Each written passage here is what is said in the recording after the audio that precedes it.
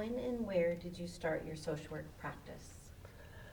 In 1950, I was lucky enough to graduate with my MSW from the University of Toronto, and that's when I started my practice. What drew you to the profession?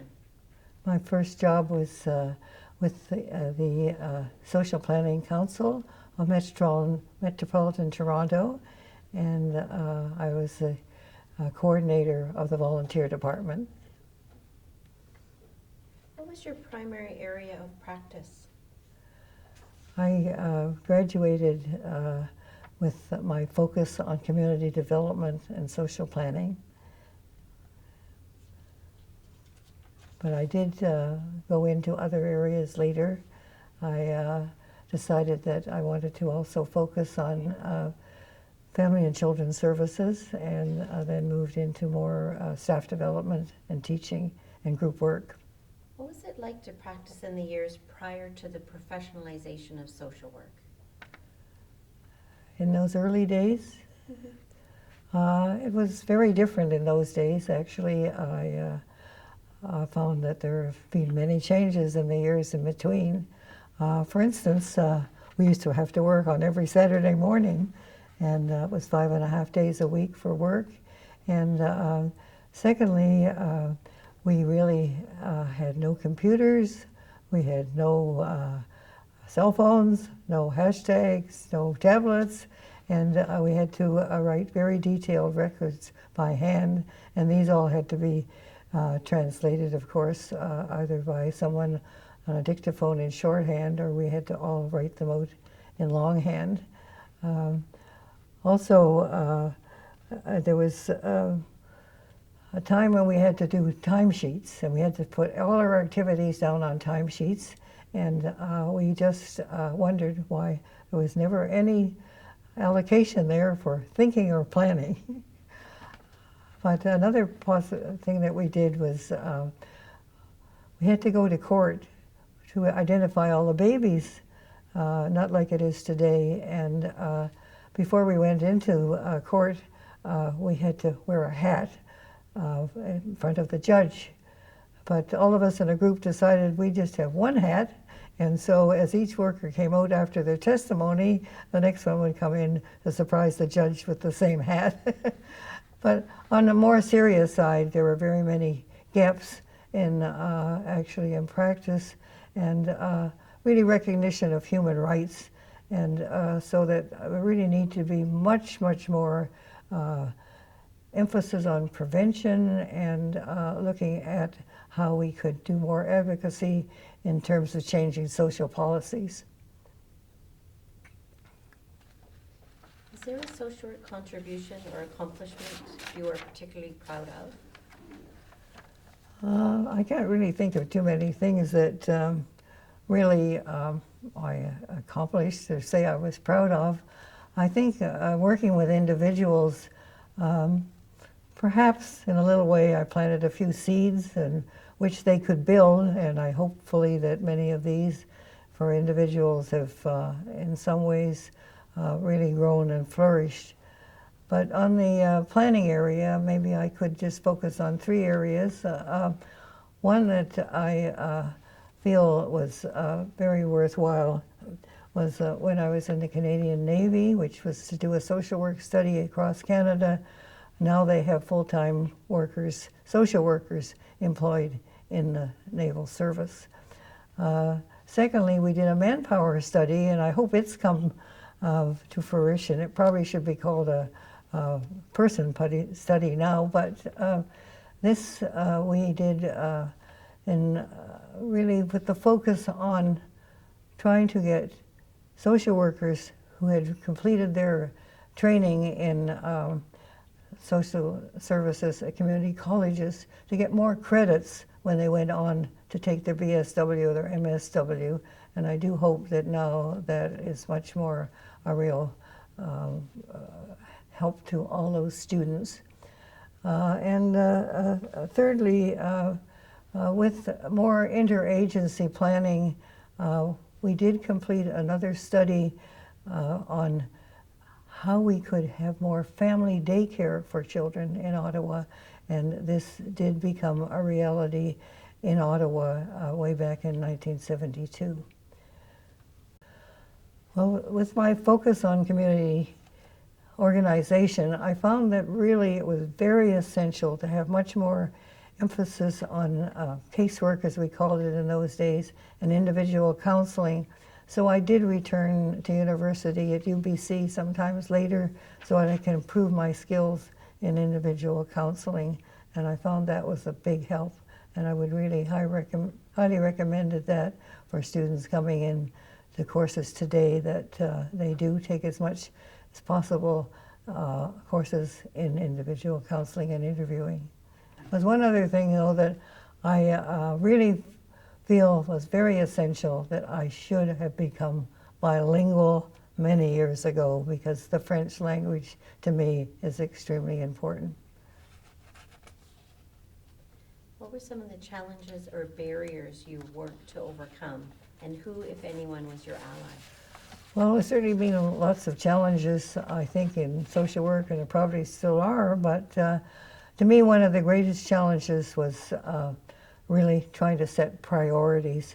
Very difficult, because you were always in a dilemma between quality and quantity, and often it had to be quantity because we have very high caseloads with very many complexity of problems, and so you often wished you do more work in much greater depth.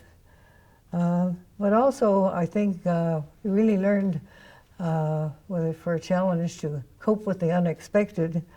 And an example of that is when I joined the Navy to do my study on whether they needed social workers, I had to learn to shoot Bren guns, Sten guns, and 303s, which was a little nerve-wracking. But also another great challenge, I think, is also, and probably the same today, is the lack of financial resources.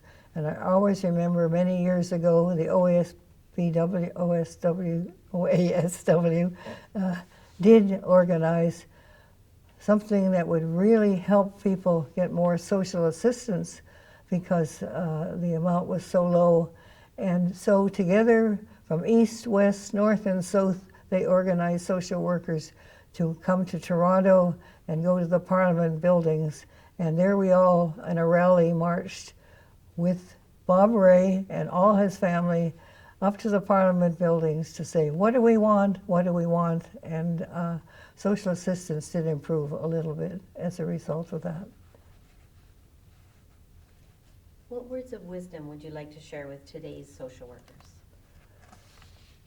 Well, I don't think I really have a great deal to give to social workers today in terms of wisdom, but I would like to applaud all the good work that they are doing for others, and perhaps add a few suggestions that possibly might be helpful to them, things that I have learned along the way.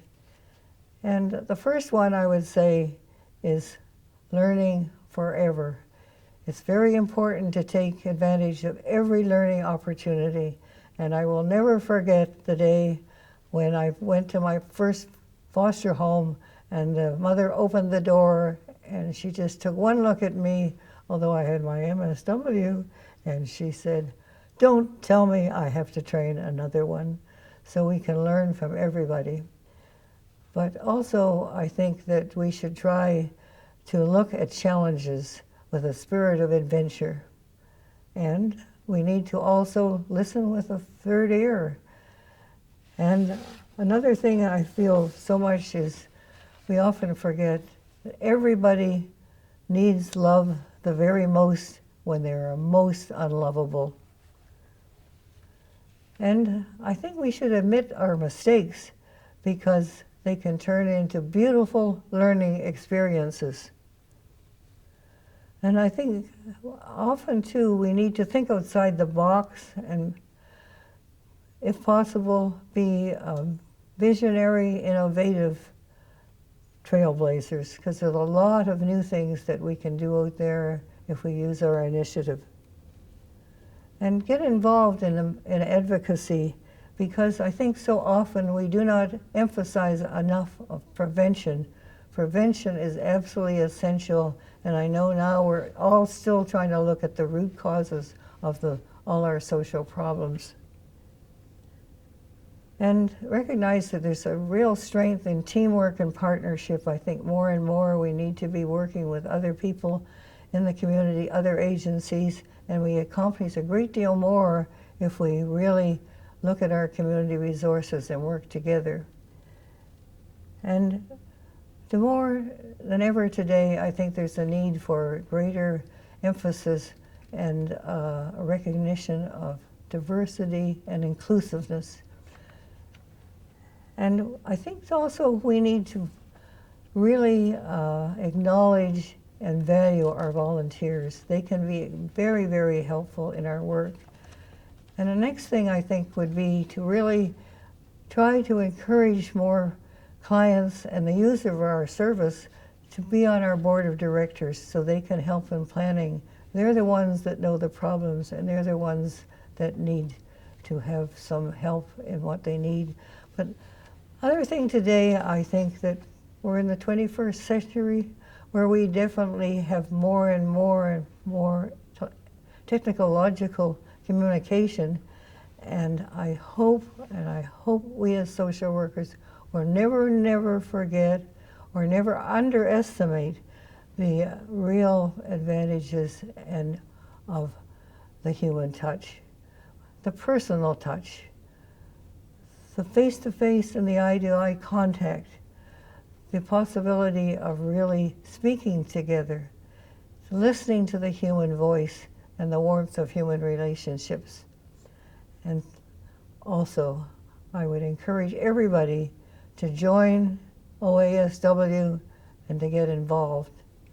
And lastly, I hope that each of us will each and every day try to face what we have to with hope and optimism and a positive attitude, and do our very best and rejoice with all those who do better.